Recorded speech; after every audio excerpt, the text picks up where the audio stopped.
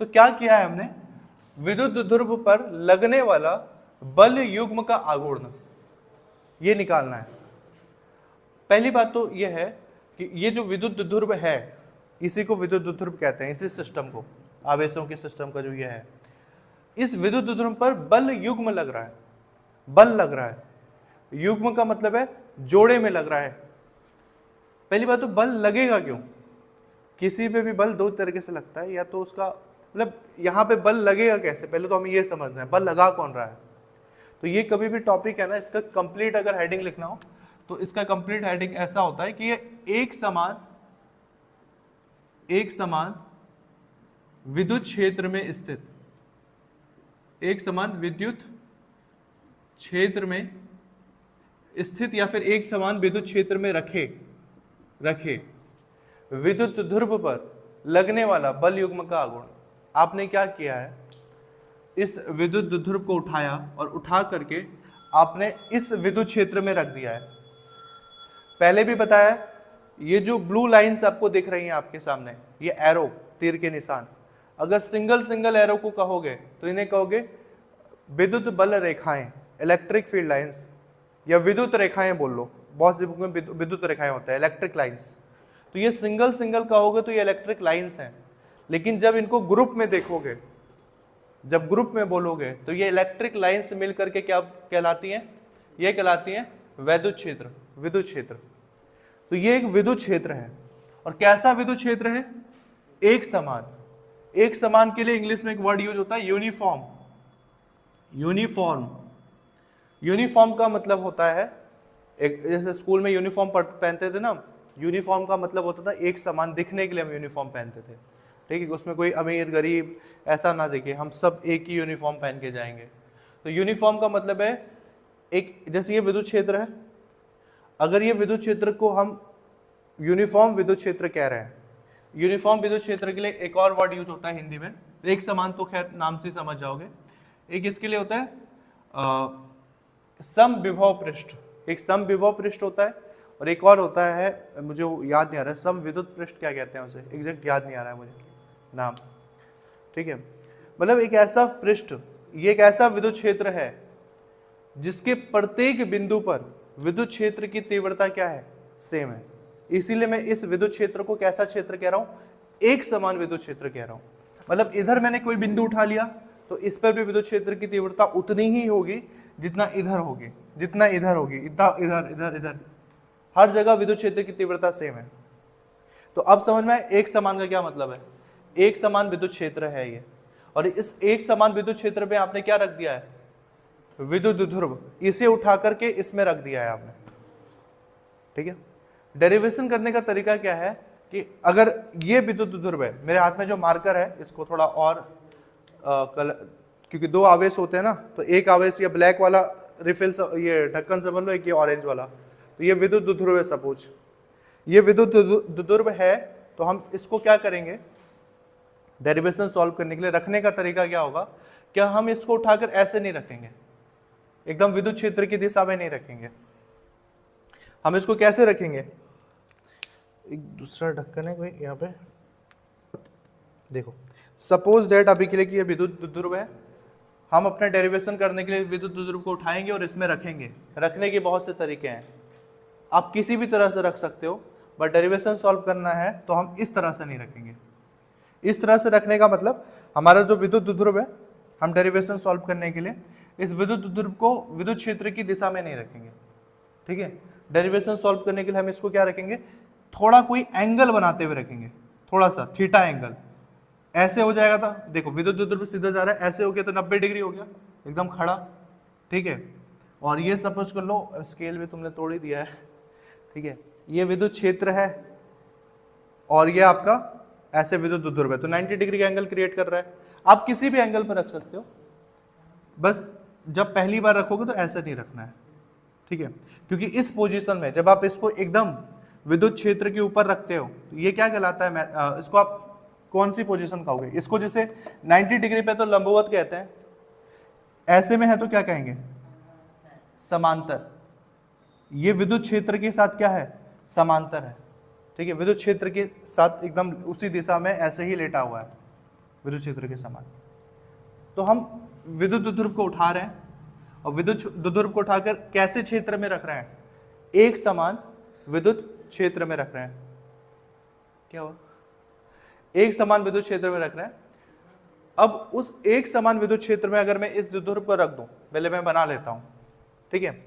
इस विद्युत द्विध्रुव का अगर मैं बनाऊं तो सपोज मैंने उसको उठा के यहां पे रख दिया और मैं इसको जानबूझकर तिरछा रखूंगा, थोड़ा एंगल बनाते हुए, ताकि हमारा आंसर आ सके कुछ। ये मान लिया ये विद्युत द्विध्रुव है हमारे पास। द्विध्रुव की खासियत आपको अच्छे से पता है, इसमें दो बिंदु होंगे, दो छोर होगा, एक तरफ प्लस चार्ज होगा और दूसरी तरफ कैसा चार्ज होगा, माइनस चार्ज होगा। तो एक तरफ प्लस क्यू तो दूसरी तरफ क्या हो जाएगा, माइनस क्यू। और द्विध्रुव के बीच की दूरी कितनी होती है, ये द्विध्रुव है तो इसके बीच की दूरी हो गया 2l। ये तो अंडरस्टूड है, ये समझ में आ गया। हमने विद्युत द्विध्रुव उठा के रख दिया है। एक और चीज है जो मैंने इतने दिनों में आपको समझाई है, जो विद्युत आवेश कहीं भी रखे जाते हैं तो पॉजिटिव चार्ज हमेशा बाहर निकलने की कोशिश करता है, विद्युत क्षेत्र के साथ जाता है, और नेगेटिव चार्ज क्या करता है, अंदर जाने की कोशिश करता है। या फिर यहाँ पे बाहर अंदर समझ में नहीं आया उधर समझो, पॉजिटिव चार्ज अगर है तो ये किस तरफ जाने की कोशिश करेगा, बाहर की तरफ विद्युत क्षेत्र के साथ, और नेगेटिव चार्ज है तो अंदर की तरफ। देखो उधर से विद्युत क्षेत्र आ रहा है, इधर इधर से जाएगा तो बाहर निकलता जाएगा, इधर जाएगा तो और अंदर जाता रहेगा, ठीक है। तो अगर ये पॉजिटिव चार्ज है रख दिया तो इधर विद्युत क्षेत्र की दिशा क्या होगी, मतलब ये जो द्विध्रुव है, यहां पे समझना, मैं कहां तक मैंने समझा दिया, ये समरूप विद्युत क्षेत्र है, ये समझ में आ गया। समरूप विद्युत क्षेत्र का मतलब समझ में आ गया, एक ऐसा विद्युत क्षेत्र जिसमें हर बिंदु पर आवेश या विद्युत क्षेत्र की तीव्रता सेम है। इस विद्युत क्षेत्र में हमने क्या रख दिया है, इस विद्युत द्विध्रुव को रख दिया, जो इधर रेड कलर से दिखाया है मैंने, ये द्विध्रुव रख दिया। अब अगर इस विद्युत द्विध्रुव को इस क्षेत्र में रख दिया है तो इस विद्युत द्विध्रुव पर क्या लगेगा, बल युग्म लगेगा। अब बल युग्म की वजह से आघूर्ण का मतलब है घूर्णन, घूमेगा, ठीक है। अब ये बल युग्म क्या है, बल मतलब बाहर से फोर्स लगना, युग्म मतलब जोड़े में लगना।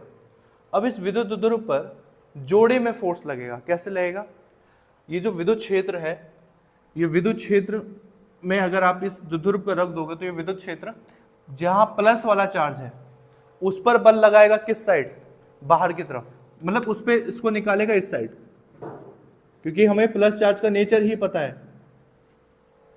प्लस चार्ज हमेशा बाहर की तरफ जाने की कोशिश करता है, जो नहीं थे इतने दिन से उस समझ जाना, प्लस चार्ज हमेशा कहां जाने की कोशिश करता है, बाहर। और नेगेटिव चार्ज हमेशा अंदर ही पड़े रहने की, वो कुछ नहीं करना चाहता, वो चाहता है अंदर ही पड़ा रहूं। तो नेगेटिव चार्ज और कहां जाता है, अंदर। तो नेगेटिव चार्ज की डायरेक्शन देखो, इसकी डायरेक्शन किस साइड बनाऊंगा मैं, अंदर की तरफ। तो ये दो बल लग रहे हैं, ठीक है, और ये दो बल द्विध्रुव पर कौन लगा रहा है, विद्युत क्षेत्र। एक बल देखो किस साइड जा रहा है, बाहर की तरफ जा रहा है एक बल, एक जो बल है ये F, ये बाहर की तरफ जा रहा है, और एक बल है इधर, ये अंदर की तरफ आ रहा है, ये वाला बल। दोनों बल सेम होंगे लेकिन दोनों बल की दिशा क्या है, अलग अलग है। दोनों बल सेम क्यों होंगे, क्योंकि देखो आवेश सेम है, ठीक है, आवेश समान है तो बल भी सेम होगा, और विद्युत क्षेत्र तो सेम है ही है, लेकिन बल की दिशा विपरीत हो जाएगी।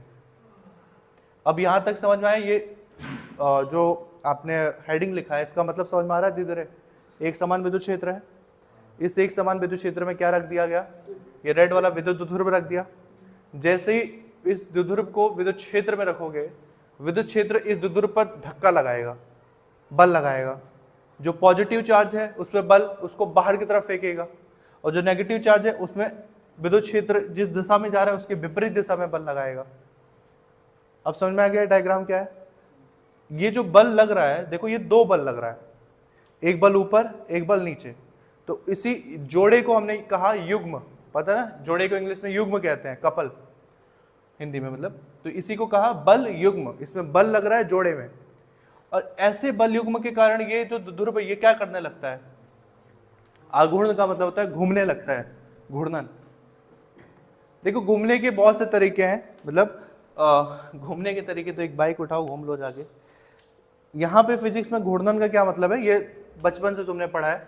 अगर आपने किसी भी पॉइंट को फिक्स कर दिया, कोई भी पॉइंट फिक्स हो गया, ये मान लो फिक्स है पॉइंट, या इस पे कील ठोक दिया हमने, अगर आप ऊपर से इस पे जो बल लगा रहे हो और इस पे नीचे से जो बल लगा रहे हो, दोनों विपरीत दिशा में लगा रहे हो, मतलब ऊपर से इसको इस तरफ ढकेल रहे हो, जैसे ये ऊपर वाला एफ देखो मेरे इस दिशा में आ रहा है और नीचे वाला ये बल विपरीत दिशा में जा रहा है, तो ये क्या करेगा फाइनली, बल अगर विपरीत दिशा में लगेगा तो ये फाइनली क्या करने लगेगा, घूमने लगेगा। कोई भी वस्तु किसी भी चीज में यस किसी भी चीज में यदि बल विपरीत दिशा में लगे तो क्या करने लगता है, घूर्णन करने लगता है।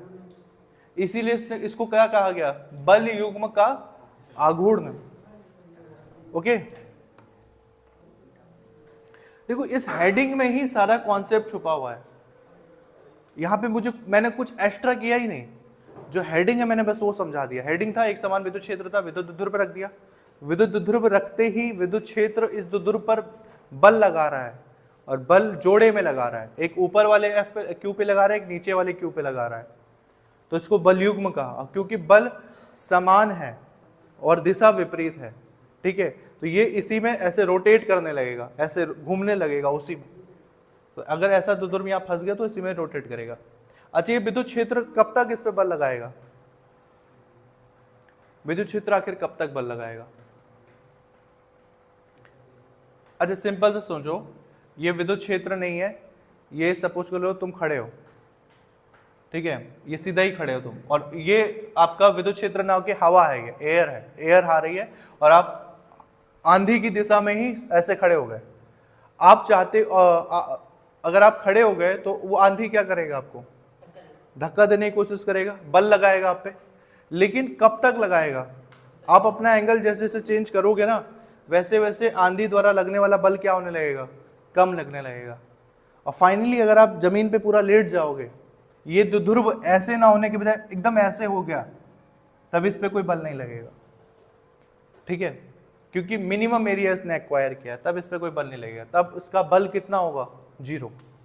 तो ऐसे ही एक मल्टीपल चॉइस क्वेश्चन में भी क्वेश्चंस आते हैं कि विद्युत ध्रुव आघूर्ण कब 0 होता है, जब ये ध्रुव कितना एंगल बनाता है, 0 एंगल, और कब ज्यादा होता है, मैक्सिमम होता है, जब सीधा खड़ा रहेगा 90 डिग्री पे। ठीक है, 0 आल्सो ऐसे, विद्युत ध्रुव आघूर्ण 0 आल्सो ऐसे भी हो सकता है कि विद्युत क्षेत्र इस दिशा में है और ध्रुव को ऐसे में रख दिया गया, तब भी वो 0 होगा, तब भी उस पर 0 ही बल लगेगा। ठीक है, नहीं बिल्कुल बल नहीं लगेगा। ठीक है, इस चीज को जो मैंने बोला, ये सारी चीजों को अभी हम मैथमेटिकली प्रूफ करेंगे। ठीक है, कि बल 0 लगेगा कि नहीं लगेगा, 90 डिग्री पे क्यों सबसे ज्यादा बल लगेगा, 180 डिग्री पे क्यों आल्सो 0 बल लगेगा, ये सब अभी हम प्रूफ करने वाले हैं। देखो आप आगे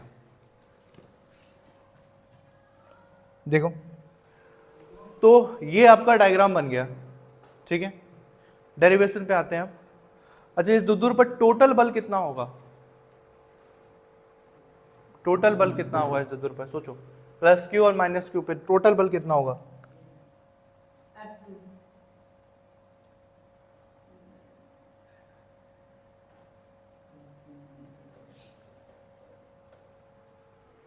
F2। कितने बार बता दिए, तो बच्चों को भी बताया तो उनको भी समझ में आ जाएगा इतने बार में। तो टोटल बल कितना होगा जब दोनों बल समान है परिमाण में, दिशा विपरीत है। हटाओ बल, बल की जगह लिखो 5 न्यूटन। अब समझ में आया तुम्हें, बच्चों की तरह एग्जाम्पल दूंगा तो ये भी 5 न्यूटन, ये बल की दिशा में है तो ये +5 न्यूटन, ये बल की विपरीत दिशा में तो ये -5 न्यूटन। टोटल कितना आएगा, अब आएगा समझ में, +5 -5 कितना होता है, 0। अब मैथमेटिक्स तुम्हें बच्चों की तरह बता रहा हूं, तब समझ, कॉन्सेप्ट कब समझ में आएगा। कॉन्सेप्ट सिंपल है कि यदि बल का मान सेम है और दिशा क्या है, विपरीत, तो कुछ भी कर लो, टोटल आंसर कितना आना है, 0 आना है। और वो वस्तु कहीं बाहर जाने के बजाय वहीं पर क्या करने लग जाएगा, घूमने लग जाएगा।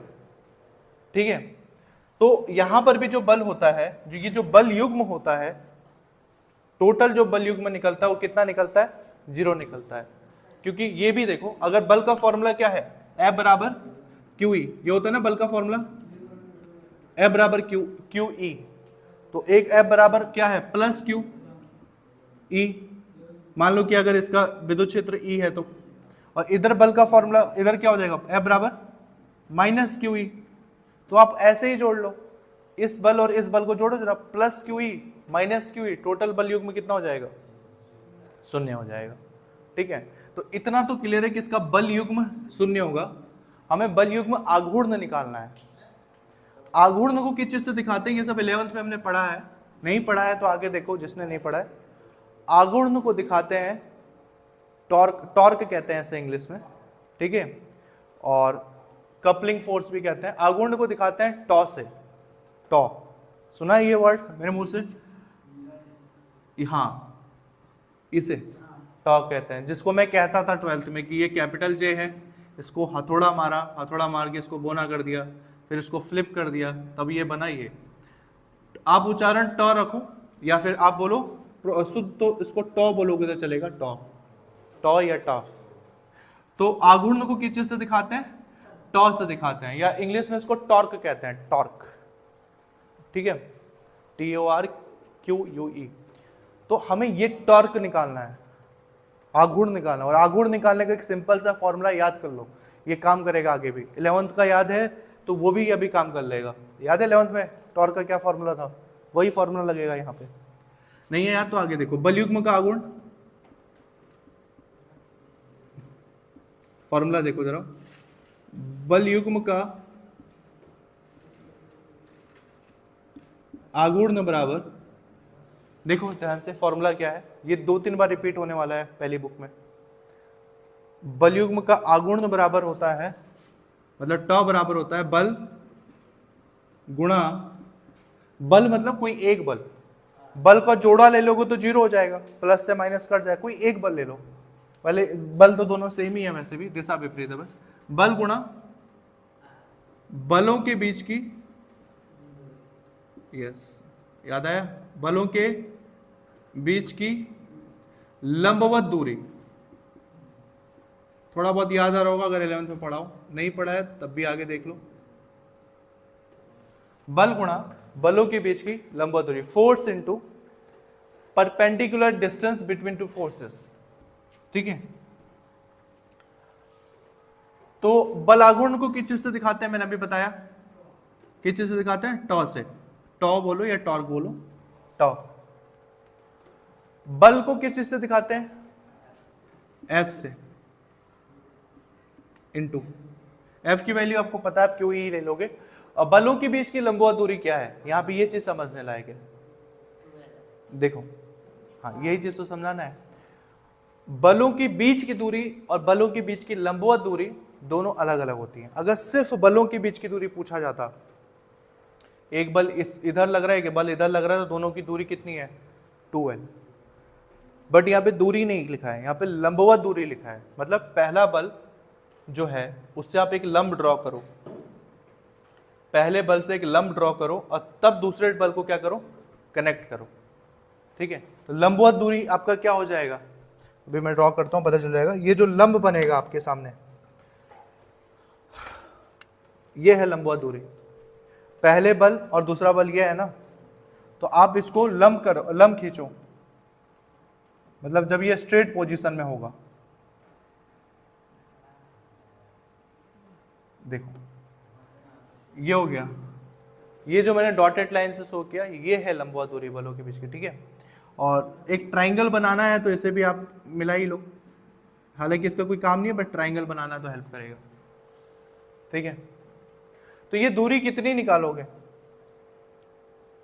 त्रिभुज दिख रहा है ना, समकोण त्रिभुज बन रहा है, जब ये सीधा खींचा तो ये ऑटोमेटिक कितने डिग्री पे आ गया होगा, 90 डिग्री पे, और ये एंगल सपोज कर लो कितना है, थीटा एंगल है। तो सिंपल सा क्लास 10th लेवल का या जितने भी क्लास से तुम पढ़ रहे हो, अगर ये थीटा है तो थीटा के सामने की भुजा क्या होती है, लंब, सबसे लंबी भुजा जो बच गया आधार। हमें क्या निकालना है, लंबवत दूरी है कौन, ये है लंबवत दूरी। आप इसका नाम लिख सकते हो तो लिख लो कुछ, मैं सपोज इसका नाम कर देता हूँ ABC कुछ कर लेते हैं इसका नाम, चाहे तो नहीं भी लिखेंगे तो चलेगा वैसे, सपोज कर लेता हूं ये ए है, ये बी है और ये बिंदु सी है। तो हमें निकालना क्या है, ए सी निकालना है। ए सी की डिस्टेंस कितनी आएगी? अच्छा, आधार की दूरी कितनी, ये कर्ण की दूरी कितनी है? 2l है। हमें लंब चाहिए, ठीक है। कोई ऐसा फॉर्मूला है जिसमें लंब और कर्ण आता हो? लंब निकालना है, कर्ण चाहिए, ठीक है। सॉरी, लंब निकालना है और कर्ण पता है, ठीक है। साइन थीटा का फॉर्मूला आता है ना, साइन थीटा कितना होता है? लंब बटे कर्ण। तो लंब तो निकालना ही है, लंब बटे कर्ण कितना है? 2l। तो यहां से लंब कितना निकाल लोगे? 2l इधर आ जाएगा, तो इधर कितना आ जाएगा? लंब बराबर ये 2l इधर आ गया, तो 2l साइन थीटा। ऐसे आप निकाल लोगे। नहीं आया समझ में? अभी भी देखो, मैं अब मैं क्लास 10th लेवल पे जा रहा हूं तुम्हें ये सब समझाने के लिए। आपको ये डिस्टेंस पता करनी है। ये आपके लिए लंब है, ये है लंब परपेंडिकुलर, क्योंकि थीटा के सामने की भुजा लंब होती है। ये कैसे पता करोगे? जब आप साइन थीटा लगाओगे। साइन थीटा बराबर होता है लंब बटे कर्ण। कर्ण हो गया यहाँ पे 2l। तो लंब कैसे निकालोगे? आपको तो लंब पता करना है। 2l जब भाग में इधर आएगा तो क्या आ जाएगा? गुणा में। तो इसको क्रॉस मल्टीप्लाई करो, इसको इधर भेज दो, तब ये कितना रह जाएगा? सिर्फ लंब। तो लंब कितना आया? 2l sine theta. It means ये डिस्टेंस कितनी है? ये डॉटेड लाइन जो है 2l साइन थीटा, ये 2l साइन थीटा है। इसका मतलब लंबवत दूरी हमारी कितनी आ रही है? 2l साइन थीटा, ठीक है। बलों के बीच की लंबवत दूरी हमने इसको कहा है 2l साइन थीटा। ये आया कहां से? ये 10th लेवल का बस ट्रिग्नोमेट्री लगा है, साइन थीटा का फॉर्मूला लगा है, लंब बटे कर्ण, वहां से लंब निकाल लिया 2l साइन थीटा। एफ का फॉर्मूला क्या होगा? एफ आप रख लो Q E, simple. Plus minus हम कुछ नहीं लिख रहे हैं, हम सिंपल क्यू ई लिख रहे हैं। तो कितना हो जाएगा? टॉ बराबर एफ की जगह क्या हो जाएगा? क्यू इंटू ई। ये हो गया एफ बराबर क्यू ई। ये फॉर्मूला होता है, हमने लिखा भी है क्यू ई। और इनटू में क्या है? 2l साइन थीटा हो गया इनटू में। अब अगर आपको अभी तक समझ में आया, फॉर्मूले पे चल रहे हैं बस। फॉर्मूले को समझाने का कोई तरीका नहीं है, बस फॉर्मूला याद रखो। बल गुणा बलों के बीच की लंबवत दूरी। जिसने 11th में 1-2 बार भी लिखा होगा ना, उसको थोड़ा बहुत याद आ ही रहा होगा। ओके, अब देखो, मैं 2-3 दिन से लगभग बोल रहा हूं, जब से हम अक्षीय स्थिति निरक्षीय स्थिति पढ़ रहे हैं, कि आपको कहीं पे भी Q, 2 और L एक साथ मल्टीप्लाई में दिखे तो उसकी जगह पे क्या रख सकते हो? Q 2L की जगह Q इंटू 2L। ये किसका फॉर्मूला होता है? जो नहीं थे इतने दिन से बीच में, वो ध्यान रखना। एक फॉर्मूला होता है Q इंटू 2L। ये जो Q इंटू 2L है, इस विद्युत ध्रुव का फॉर्मूला होता है। तो अगर आपको कभी भी Q, 2 और L सब एक साथ गुणा में दिख रहा है, तो आप उसकी जगह डायरेक्ट क्या पुट कर लोगे? Q 2L की जगह क्या पुट कर दोगे? P पुट कर दोगे। तो देखो वहां पे क्या Q 2L है, साथ में गुणा में है।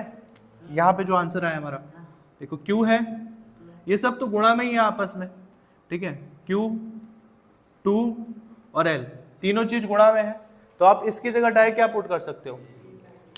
P पुट कर सकते हो। ट बराबर P, बच क्या गया?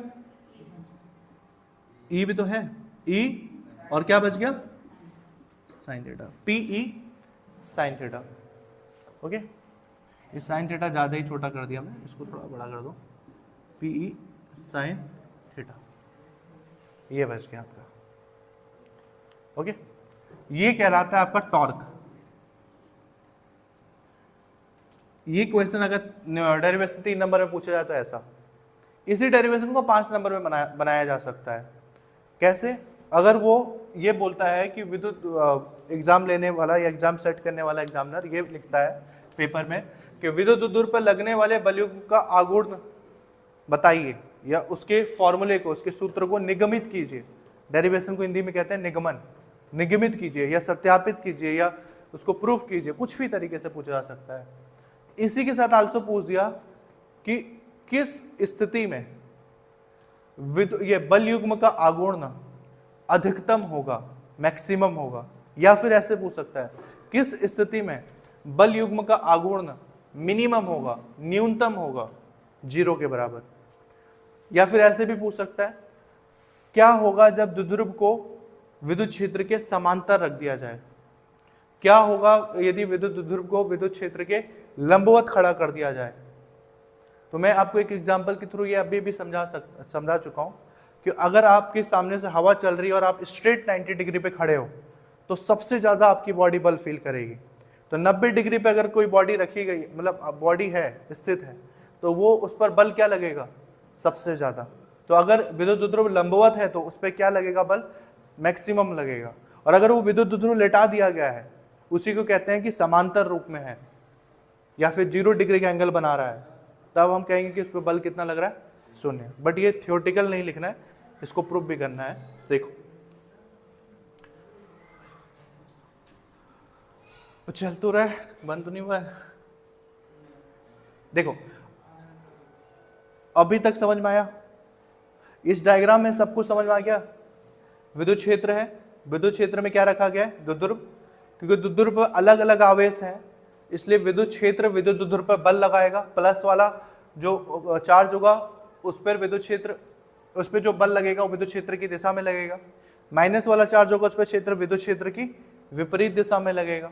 दोनों बल का मान समान है और प्रकृति विपरीत है, तो टोटल निकालोगे तो बल युग्म 0 आएगा। बट हमें बल युग्म नहीं लिखना है, ठीक है, हमें क्या निकालना है, आघूर्ण।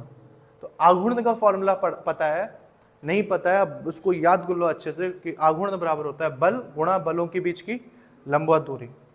बल को F से और बलों के बीच की लंबवत दूरी कितनी होगी, 12 sin थीटा।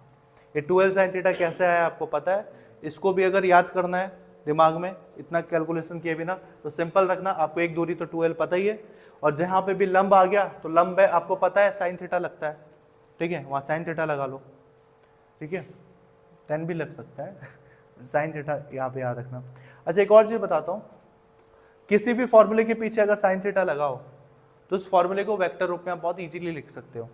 अब जो बता रहा हूँ वो लिखने का मर्जी हो तो एग्जाम में लिख के आना, बट कॉन्सेप्ट अपना पूरा रखा करो जो पहली बार रीडिंग कर रहे हो। इसी भी चीज को इस चीज को याद करके मैं लिख सकता हूँ। कोई भी चीज, जैसे मैं एग्जांपल दे रहा हूँ, सपोज मेरे पास एक वैल्यू है, जैसे मैं किसी भी चीज की, जैसे m की वैल्यू निकाल रहा हूँ, m मुझे नहीं पता कुछ भी है, मेरे मन में m आया, मैंने m लिख दिया, और इस m का आंसर आ रहा है AB sin थीटा। तो आप अगर आंसर sin थीटा में आ रहा है तो उसको वेक्टर रूप में कन्वर्ट कर सकते हो। कैसे, अगर आप m को वेक्टर लगा देते हो ना, वेक्टर m, तो ये हो जाएगा A क्रॉस B। ये हमने पहले भी पढ़ा है, जब बेसिक्स पढ़ाया है मैंने 11th में, कि कभी भी क्रॉस हो वेक्टर का तो आंसर क्या आता है, sin थीटा में आता है। जब A cross B, vector A cross vector B, AB sin theta बन सकता है। तो मैंने तो इसी चीज को बस उल्टे तरीके से लिखा, जब ये इसकी वैल्यू उस लेफ्ट वाले की वैल्यू राइट वाले के बराबर हो सकता है, तो राइट वाले की वैल्यू तो लेफ्ट के बराबर हो ही सकता है। तो अगर आपको ये sin थीटा हटाना हो, सिंपल सा तरीका है, हटाओगे तो ये मतलब वेक्टर रूप में चेंज करना है, तो बस sin थीटा हटा दो और बीच में क्या लगा दो, क्रॉस लगा दो, ठीक है। तो आल्सो टॉ बराबर कितना हो जाएगा, टॉ वेक्टर बराबर, वेक्टर रूप में कन्वर्ट करने के लिए सिंपल क्या करना है, sin थीटा हटा दो और बीच में क्या लगा दो, क्रॉस लगा दो, ठीक है। P क्रॉस E, P का मतलब बिंदु, हाँ बोलो,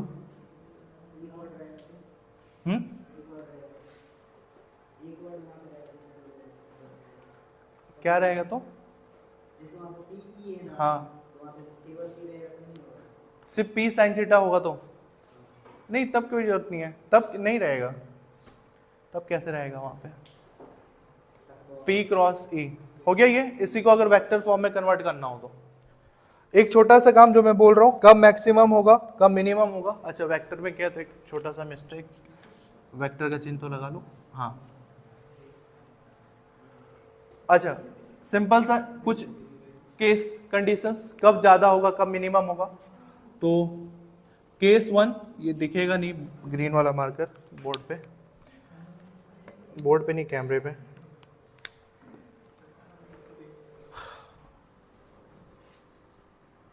मिनिमम और मैक्सिमम वाला केस समझा रहा हूं। इसमें दो केस आएंगे। एक केस 1 होगा जब थीटा बराबर 0 डिग्री होगा। थीटा बराबर 0 का मतलब ये जो विद्युत ध्रुव है ये विद्युत क्षेत्र की दिशा में ऐसे लेट गया है। जब इस दिशा में होता है तो हम आल्सो कहते हैं कि समांतर है, विद्युत क्षेत्र के समांतर है। ठीक है, तो थीटा बराबर 0, इस केस में टॉ कितना हो जाएगा? पी साइन थीटा की वैल्यू रखो जरा। थीटा की वैल्यू जब 0 है तो पी साइन थीटा कितना हो जाएगा? टॉ बराबर पी ई साइन और थीटा की जगह 0 डिग्री। साइन 0 की वैल्यू कितनी होती है? वाह, मतलब ना तुमने पढ़ाई ऐसे की है, कक्षा 8वीं 9वीं 10वीं तो तुमने जैसे पढ़ा ही नहीं है और सीधा 12th में पहुंचे हो। 9वीं के बाद सीधा एक फ्लाईओवर लगाया और 12th में एंट्री मारी है तुमने। तुम्हें साइन 0 की वैल्यू याद नहीं आ रही है, मतलब उसको याद करने के लिए भी तुम्हें 30 सेकंड का प्रोसेसिंग लग रहा है। तुम तो 2G से भी ज्यादा बफरिंग दे रहे हो यार, 5G का नेट यूज कर रहे हो, दिमाग 2G का रखा हुआ है। हाँ तुम ई पकड़ रहे हो, वो भी नहीं, तुम्हें एंटीना पकड़ना पड़ेगा छत पे जाके। पी साइन 0, साइन 0 की वैल्यू कितनी होती है? अभी भी कंफ्यूजन चल रहा है, 0 होती है कि 1 होती है? 0 होती है ना। तो पी ई साइन 0, तो टोटल कितना हो जाएगा? अगर साइन 0 की वैल्यू 0 है तो 0 का गुणा किसी के भी साथ करेंगे, आंसर कितना आएगा? 0। इसका मतलब टॉ बराबर कितना हो जाएगा? अब जिसका आंसर 0 आ रहा है इसका मतलब वो मैक्सिमम तो नहीं होगा, वो क्या होगा? मिनिमम होगा। तो ये टॉ की वैल्यू जब थीटा बराबर 0 होगा, इसका मतलब क्या पता चला? जब इस द्विध्रुव को 0 एंगल पे रख दो या फिर विद्युत क्षेत्र के कैसे रख दो? समांतर रख दिया जाए, तब टॉ बराबर कितना हो जाएगा? 0। इसका मतलब टॉ मिनिमम हो जाएगा। MIN लिख देता हूं मैं,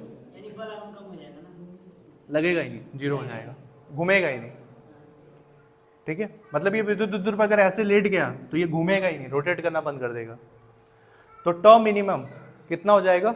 0। और टॉ मिनिमम कब आता है? विद्युत आघूर्ण कब मिनिमम होता है? जब या तो वो समांतर में हो, या तो समांतर में बोलो कि ध्रुव समांतर में रखा है, विद्युत क्षेत्र के समांतर रखा है, या फिर कह सकते हो कि ये 0 डिग्री एंगल पे रखा है।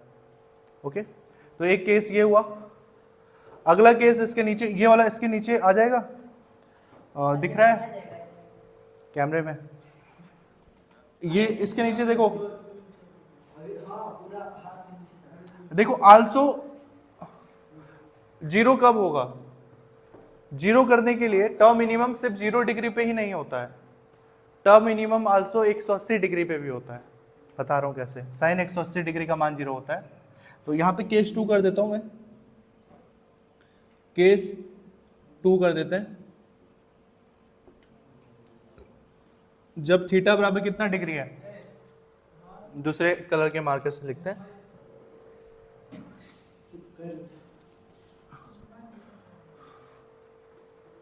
यहाँ पर फालतू का जगह कम पड़ रहा है यार, मैं ऊपर लिख देता हूँ कहीं पे, मुझे तीनों साथ में लिखना है ना। ये जल्दी से निपटाओ, इधर लिख देता हूँ मैं। अब ये ऊपर तक आ रहा है इतना, इधर देखो ये इतना आ रहा है।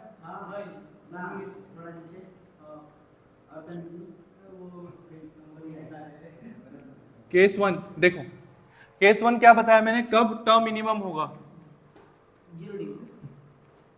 जब थीटा बराबर 0 डिग्री। और थीटा बराबर 0 का मतलब क्या है? द्विध्रुव, द्विध्रुव किसके समांतर है? ई के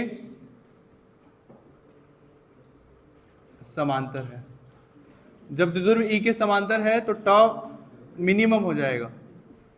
और कितना हो जाएगा? P E sign 0। साइन 0 की वैल्यू कितनी होती है? 0 होती है। इसी चीज को आप आल्सो ऐसे लिख सकते हो। एक दूसरा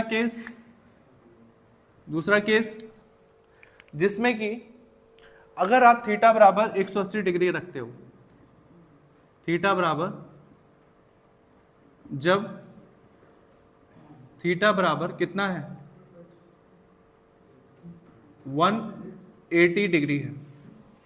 तो ध्यान से देखो 0 डिग्री का मतलब क्या है, जब इस दिशा में विद्युत क्षेत्र के साथ है, और 180 डिग्री का मतलब क्या होता है, 180 डिग्री का मतलब कि ये बस 0 डिग्री पे ऐसे था, 180 डिग्री पे ऐसे मुड़ करके ऐसे हो गया है, मतलब दिशा विद्युत क्षेत्र की दिशा की क्या है, विपरीत हो गया है बस।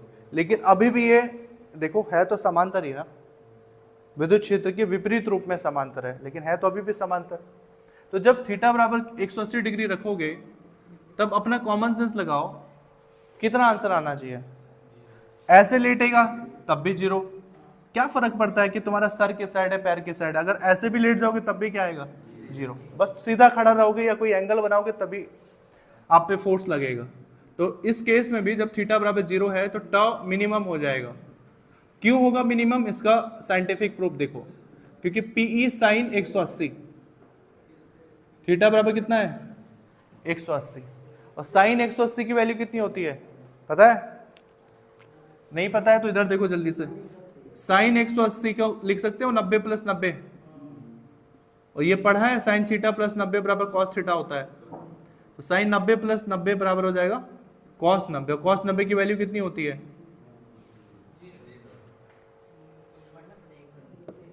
लास्ट केस ये तो देखो 0 0 आ रहा है आंसर, इसका मतलब टर्म मिनिमम है, टर्म मैक्सिमम कब होगा, केस 3।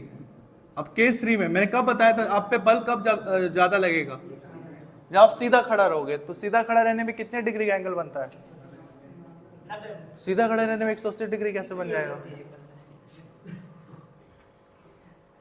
जब थीटा बराबर कितना डिग्री है 90 डिग्री हो, जब कोई मैंने थीटा बना दिया है, जब थीटा बराबर है 90 डिग्री, 90 डिग्री का मतलब क्या है, ये दिख रहा है वो किनारे वाला पॉइंट कैमरे में,